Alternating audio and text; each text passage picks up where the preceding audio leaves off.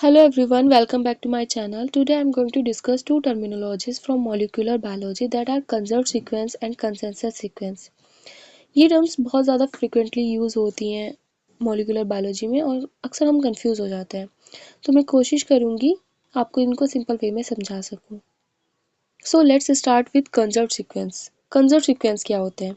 ये डीएनए के वो सीक्वेंस हैं जो थ्रू आउट द इवोल्यूशन जिनमें बहुत कम वेरिएशन देखने को मिला, ये अनचेंज्ड रहे हैं। ठीक है, इनमें बहुत कम चेंजेस देखने को मिला है। लाइक अगर मैंने ये 5 ऑर्गेनिज्म से सीक्वेंस रिमूव किए हैं और मैंने इनको अलाइन करके देखा, तो मुझे ये सीक्वेंस एग्जैक्ट नज़र आ रहा है और इस सीक्वेंस को हम बोल देंगे फिर कि ये कंजर्व्ड है, क्योंकि ये सभी ऑर्गेनिज्म में सेम है, इसमें कोई वेरिएशन नहीं है। ठीक है, तो कंजर्व सीक्वेंस वो सीक्वेंस होता है डीएनए का, प्रोटीन का या फिर आरएनए का जो अनचेंज रहा थ्रू आउट द इवोल्यूशन, अगर हम अलग अलग ऑर्गेनिजम्स की बात करें। और ऐसे सीक्वेंस जो होते हैं वो बहुत ज़्यादा फंक्शनली और स्ट्रक्चरली इंपॉर्टेंट होते हैं। ठीक है, क्योंकि अगर इनमें म्यूटेशन हो गई, एक भी न्यूक्लियोटाइड चेंज हो गया, तो वो उससे बायोलॉजिकल फंक्शन है उसमें बहुत ज़्यादा इम्पैक्ट पड़ सकता है। क्यों? क्योंकि अगर म्यूटेशन होगा तो प्रोटीन प्रॉपर नहीं बन पाएगा, और प्रोटीन नहीं बन पाएगा तो उसका फंक्शन जो है, जो वो फंक्शन कर रहा होगा प्रोटीन, वो नहीं हो पाएगा।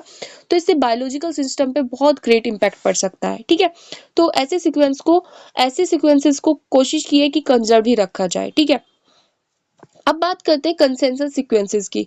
ये वो सीक्वेंस होते हैं जो कॉमन न्यूक्लियोटाइड्स को शेयर करते हैं। लाइक अगर मैं अलग अलग ऑर्गेनिज्म से ये मैंने सीक्वेंस रिमूव किया है, तो जो मोस्ट कॉमन सीक्वेंस मुझे मिलेगा उसको हम कंसेंसस सीक्वेंस बोलेंगे। यानी अगर मैं इनको अलाइन करूं अलग अलग ऑर्गेनिज्म से लेके, और फिर मैं देखूं कि मोस्ट कॉमन न्यूक्लियोटाइड कौन सा है, उसके अकॉर्डिंग मैं अगर ये सीक्वेंस देखूंगी तो मुझे एक कॉमन सीक्वेंस मिलेगा, और उस कॉमन सीक्वेंस को हम बोलते हैं कंसेंसस सीक्वेंस। ठीक है, तो कंसेंसस सीक्वेंस वो सीक्वेंस होते हैं जो कॉमन न्यूक्लियोटाइड्स को रिप्रेजेंट कर रहे होते हैं। ठीक है, वो जिस मतलब जब हम अलग अलग पोजिशंस पे चेक करते हैं तो थोड़ा बहुत वेरिएशन मिल सकता है, बट जब हम अलग अलग ऑर्गेनिजम्स को अलाइन करेंगे, अलग अलग ऑर्गेनिजम्स के सीक्वेंस को, डीएनए के सीक्वेंस को अलाइन करेंगे, तो जो हमें मोस्ट कॉमन न्यूक्लियोटाइड सब में मिलेंगे, तो उनसे उनको हम अलाइन करके एक कॉमन सीक्वेंस निकालेंगे, और वो common sequence most of the organism में मिल जाएगा।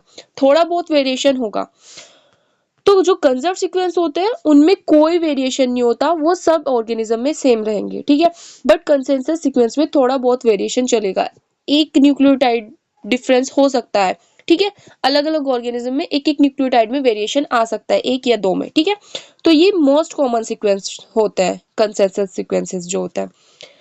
आई होप आपको ये समझ आया होगा।